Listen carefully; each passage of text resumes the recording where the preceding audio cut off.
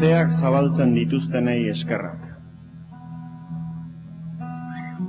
Konparatzen da giza jendea zuhaitzarekin, personak ere sustraiak izaten dituelako lurralderen batean. Baina gizakia izatekotan zuhaitz ibiltaria da. Alde batetik bestera dabilena sustraiak lepoan hartuta.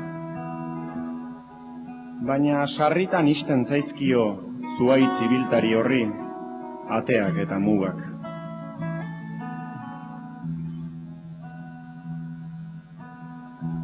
Ona da sorlekuan egokitzea, nork bere etxea eta kultura izatea, nork bere herria izatea. Ona da berriz konturatzea, planeta osoa dela personaren bizilekua.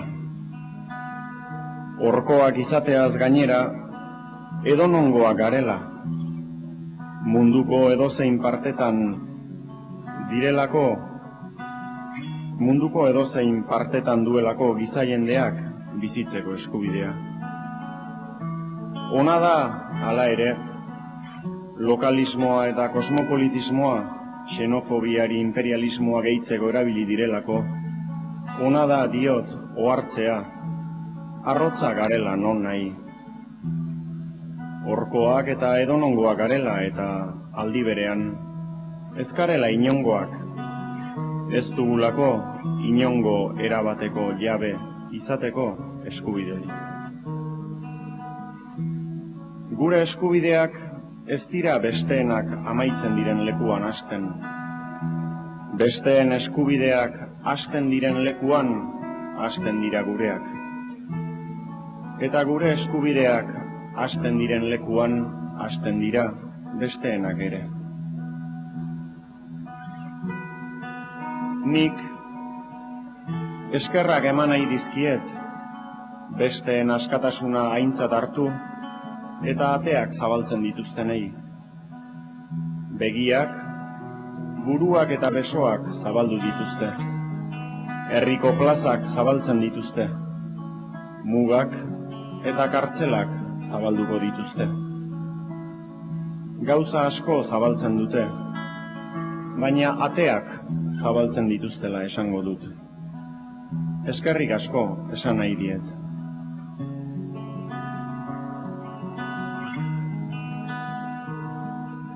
Beti egonda atea zabaldu duen jendea, beste askok itxi dituzten artean. Gure erbestealdiko urte luzeetan, ateak zabaldu dizkigutenei eskerrak eman nahi dizkiet. Eskerrik asko ateak zabaltzen jarraitu dutenei. Ateak zabaltzen dituen jendea beharrezkoa da, ateak ixten dituen jendea dagoenean. Ateak zabaltzen dituen jendea oso onuragarria da, ateak ixten besterik ez dakien jendearentzat ere. Eskerrik asko orduan, estatuen arteko mugak, kartzelako sarrailak, eta etxeko ateak zabaltzen dituen jendeari. Gure hizkuntzan dugun esaera ederrenetakoa da eta eskerrik asko.